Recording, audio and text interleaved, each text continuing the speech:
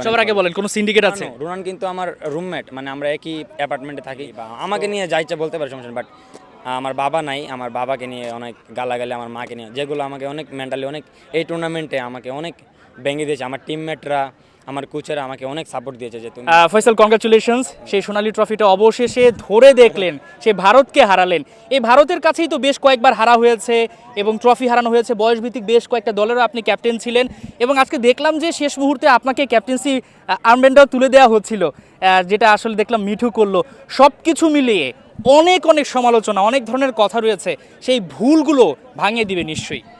না আসলে বাংলাদেশ, আমরা জাতিটা হচ্ছে ফুটবল জাতি। এটা আমরা সবাই ফুটবলটাকে সবার আগে বলেন কোন সিন্ডিকেট আছে? এটা আমি 23-24 সাল থেকে 24 সালে আমি প্রথম শুনতে পারছি যে আসলে সিন্ডিকেটটা কি, আমি আসলে ওরকমভাবে জানি না। আমার ওরকম ওই লেভেলে আমি এখনও যাইতেও পারি নাই যে সিন্ডিকেট আমি করব। আমাকে কোচ সুযোগ দিচ্ছে টিমে খেলার, আমি জাস্ট খেলার চেষ্টা করছি। বাট বাংলাদেশে মানুষ আসলে সাপোর্ট করছে, কিন্তু কিছু কিছু যারা মানে ভুল বুঝে আমাকে গালাগালি বা আমার ফ্যামিলিকে, আসলে আমি এটা কোনো রকমে মানে এটা কতটুকু মেন্টালি টর্চার? আসলে আমি যখনই কোনো টুর্নামেন্টে খেলতে যাই 16, 17, 19, 20, তখনই আমাকে কিছু কিছু লোক, জানি না আমি ওনাদের কোনো ক্ষতি করেছি কি না, বা সবসময় ওনারা মানে সোশ্যাল মিডিয়াতে আমার ফ্যামিলি বা আমাকে নিয়ে যা ইচ্ছা বলতে পারে, সমস্যা নেই। বাট আমার বাবা নাই, আমার বাবাকে নিয়ে অনেক গালাগালি, আমার মাকে নিয়ে, যেগুলো আমাকে অনেক মেন্টালি অনেক এই টুর্নামেন্টে আমাকে অনেক ভেঙে দিয়েছে। আমার টিমমেটরা, আমার কোচেরা আমাকে অনেক সাপোর্ট দিয়েছে যে তুমি উঠে দাঁড়াও, তুমি টিমের একজন সদস্য, গুরুত্বপূর্ণ সদস্য, তুমি উঠে দাঁড়াও, তুমি উঠলেই টিম উঠে দাঁড়াবে। বাট আমি এটা বলতে পারবো না যে আমি টিমের হয়ে শতভাগ দিতে পেরেছি, কারণ আমি ওরকমভাবে আসলে প্রিপেয়ার ছিলাম না। এটা কি আসলে ওই ঘটনার পরে, মানে ওই ফ্রি কিকের ব্যাপারটা কি ছিল, এটা নিয়ে, যেটা নিয়ে আসলে সোশ্যাল মিডিয়া অনেক বেশি কথা হচ্ছিল, আপনি কোচকে ইশারা দিচ্ছেন বা বলা হচ্ছে আপনি নিতে চেয়েছিলেন, আসলে ঘটনাটা কি ঘটেছিল? বা আপনাদের তো একটা প্রি প্ল্যান থাকে যে কে ফ্রি কিকটা নেবে, কে কি করবে, এই ব্যাপারগুলো যদি একটু বলতেন। না আসলে সব কোচের তো একটা ট্যাকটিক্স থাকে যে উনি কীভাবে কাকে দিয়ে কী করাবেন, এগুলো তো প্লেয়ারদের কোনো হাত নেই এখানে। কোচেরা ডিসাইড করে যে কে কী নিবে, পেনাল্টি হলে কে নিবে, ফ্রি কিক হলে কে নিবে। তো ওইখানে ফাউলটা কিন্তু আমাকেই করা হয়েছিল।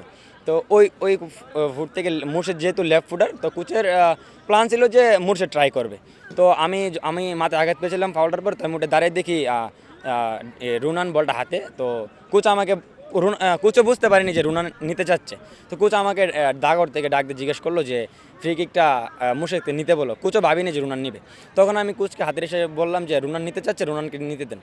তো আমি রুনানকে মোটিভেশন দিয়ে যে তুমি পারবে, ভালো করে ট্রাই করো, এটা বলে আমি রুনানের পজিশনে চলে যাই, যেহেতু রুনান মারবে। তো এটাকে কিছু কিছু সোশ্যাল মিডিয়ার বাইরা আসলে জিনিসটা নেগেটিভভাবে নিয়ে আমার অনেক মেন্টালি আমাকে আঘাত করছে, আমার ফ্যামিলিকে আঘাত করছে, যেগুলো আসলে আমি কখনোই মানে আশা করিনি আর কি।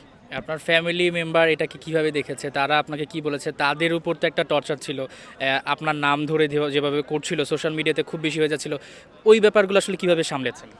আসলে আমাদের তো প্রতিপক্ষ থাকে, আপনারা জানেন। আমরা আসলে ওরকম ভালো ফুটবল, যেমন রুনান, ডেকলান যে ফুটবল পরিবেশটাকে থেকে উঠে আসছে, আমরা কিন্তু আসলে সেই ফুটবল পরিবেশটা থেকে উঠে আসতে পারি নাই। আমাদের ফুটবলটা কিন্তু অনেক স্ট্রাগল, অনেক মানে কি বলবো, একদম বস্তি বললেও চলে। আমরা যেখান থেকে উঠে আসছি, নোংরামি ফুটবল নিয়ে, ওইসব পরিবেশ থেকে আমরা এই মঞ্চে উঠে আসছি। তো আমাদের পরিশ্রমটা অনেক।